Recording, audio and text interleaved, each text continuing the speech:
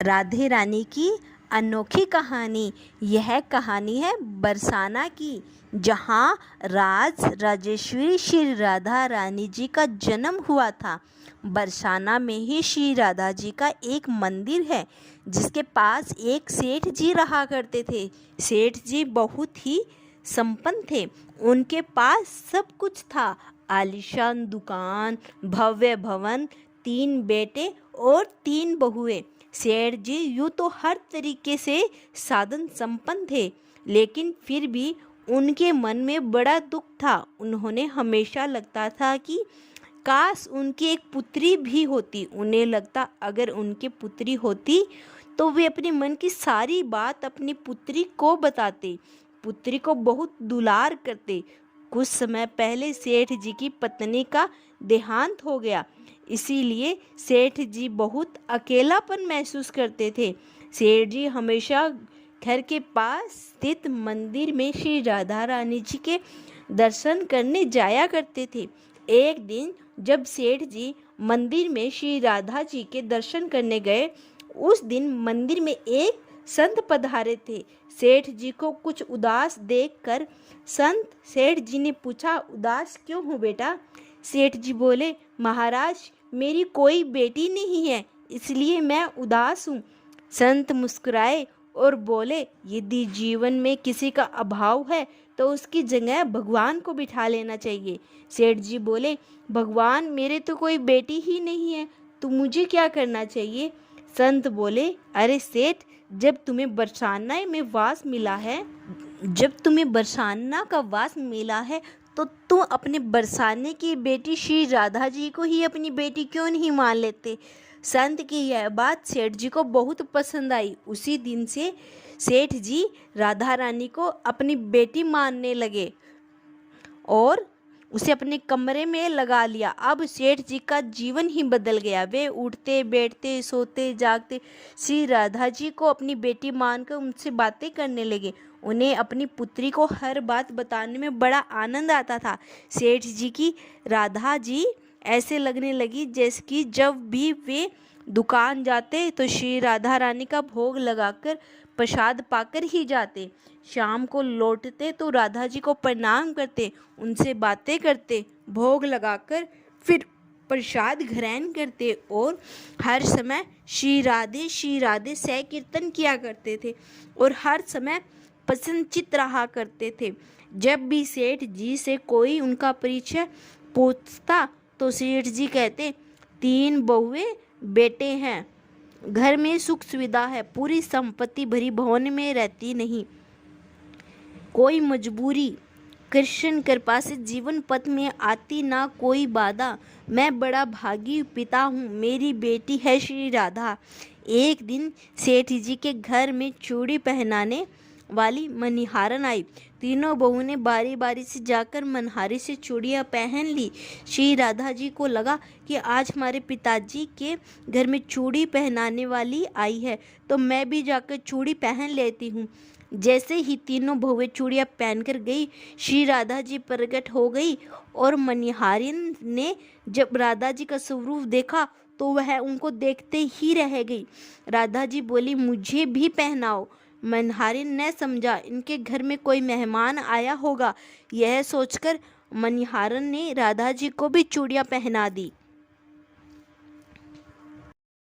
चूड़ियाँ पहनकर श्री राधा रानी एक ओट में जाकर अंतर ध्यान हो गई। सभी ने चूड़ियाँ पहनाने के बाद मनहारी हमेशा की तरह चूड़ियों के पैसे लेने के लिए सेठ की दुकान पर चली गई। मनिहारी को देखते ही सेठ जी बोले, घर में चूड़ियाँ पहनाने गई थी, ये लो तुम्हारे पैसे। सेठ जी ने मनिहारी को हर बार के जितने पैसे ही दे दिए। मनहारी बोली, सेठ जी इस बार ज़्यादा पैसे लूँगी, मैंने आपके घर में 3 जनों को नहीं बल्कि 4 जनों को चूड़ियाँ पहनाई है। सेठ जी बोले, हमारे घर में 3 बहुओं के अलावा चौथा तो कोई है ही नहीं चूड़ियाँ पहनाने वाली। मनिहारी बोली, यह मैं नहीं जानती, लेकिन मैंने तो 4 चूड़ियाँ 4 को पहनाई है। सेठ जी बोले कि बाकी के पैसे मैं पहले घर में पता करूँगा, उसके बाद दूंगा। मनिहारिन बोली, ठीक है सेठ जी, आप घर में पता कर लीजिए। यह कहकर मनिहारिन चली गई।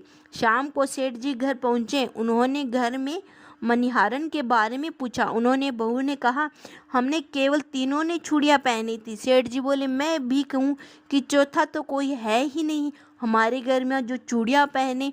इस प्रकार सेठ जी की यह बात भूल गए और अपने नित्य काम में लगे। सेठ जी राधा राधा बोलते बोलते ही राधा जी के प्रसाद भोग लगाकर भोजन करके सो गए। जब सेठ जी को नींद आ गई तो उन्होंने सपन में देखा राधा जी प्रकट हो गई। राधा जी बहुत उदास थी, उनकी आंखों में आंसू थे। सेठ जी ने पूछा, बेटी क्या हुआ? सेठ जी से पूछा, बेटी उदास क्यों हो? श्री राधा जी बोली, आज मेरा मन बहुत दुखी है। मैंने आज अपने पिता का घर समझकर यहाँ उसे मनिहारी से चूड़ियाँ पहनी थी, परंतु पिताजी आपने मनिहारी को मेरी चूड़ियाँ का मोल नहीं चुकाया। पिताजी आपने मुझे बेटी तो बना लिया, परंतु आपको मेरी याद नहीं आई, आपने मुझे भुला दिया, इससे मैं बहुत दुखी हूँ। यह सुनकर सेठ जी सपने में ही रोते हुए बोले, बेटी मुझे क्षमा कर दो, मुझसे बहुत बड़ी भूल हो गई। सेठ जी तुरंत नींद से उठे, उनकी आंखों से आंसू आ गए। सेठ जी ने तुरंत तिजोरी में से पैसे निकाले और मनिहारी के घर की तरफ चल दिए। सेठ जी ने मनिहारी के घर का दरवाज़ा खटखटाया। मनिहारी ने दरवाज़ा खोला। सेठ जी, आप इतनी रात को? सेठ जी अपने घर पर देखकर मनिहारी चौंक गई। सेठ जी के नेत्रों से आंसू भरे थे। सेठ जी बोले, तुम्हारा जैसा बड़भागी कोई नहीं है। मनिहारी बोली, सेठ जी क्या हुआ? सेठ जी बोले, मैंने राधा जी को अपनी बेटी बनाया, परंतु मैंने उन्हें कभी अपने नेत्रों से नहीं देखा, लेकिन तुमने आज उन्हें राधा जी को अपने हाथों से चूड़ियाँ पहनाई हैं। आज तुम्हारा जितना भाग्यशाली इस धरती पर कोई नहीं है। मैं तुम्हें अपनी पुत्री की पहनी हुई चूड़ियाँ का मूल चुकाने आया हूँ। यह कहकर सेठ जी ने रुपयों से भरी हुई थैली मनिहारी के सामने रख दी और कहा, इसमें से जो भी लेना है वो ले लो। जब मनिहारी ने सुना कि स्वयं राधा जी उसे चूड़ियाँ पहनने आई थी तो उसकी आंखों से आंसू रुके नहीं। फिर मनिहारन बोली, सेठ जी, मैं राधा रानी की चूड़ियों के पैसे आपसे कैसे ले सकती हूँ? राधा रानी तो इस बरसाना की बिटिया है और वो मेरी भी बिटिया है। और मैं बिटिया की चूड़ियों के पैसे आपसे ना लूं। परंतु सेठ जी नहीं माने। सेठ जी के रुपयों से भरी हुई थैली मनिहारी के घर पर ही रखी और वहां से सीधे श्री राधा रानी जी के मंदिर चले गए। उस दिन के बाद सेठ जी ने सब कुछ छोड़कर संन्यास ले लिया और अपना शेष जीवन राधा जी के मंदिर में राधा जी की भक्ति करते करते बिता दिया। अगर वीडियो अच्छा लगे तो कमेंट बॉक्स में जय श्री कृष्णा, जय श्री राधे लिखना न भूलें एंड वीडियो को ज़रूर सब्सक्राइब करें। जय श्री कृष्णा।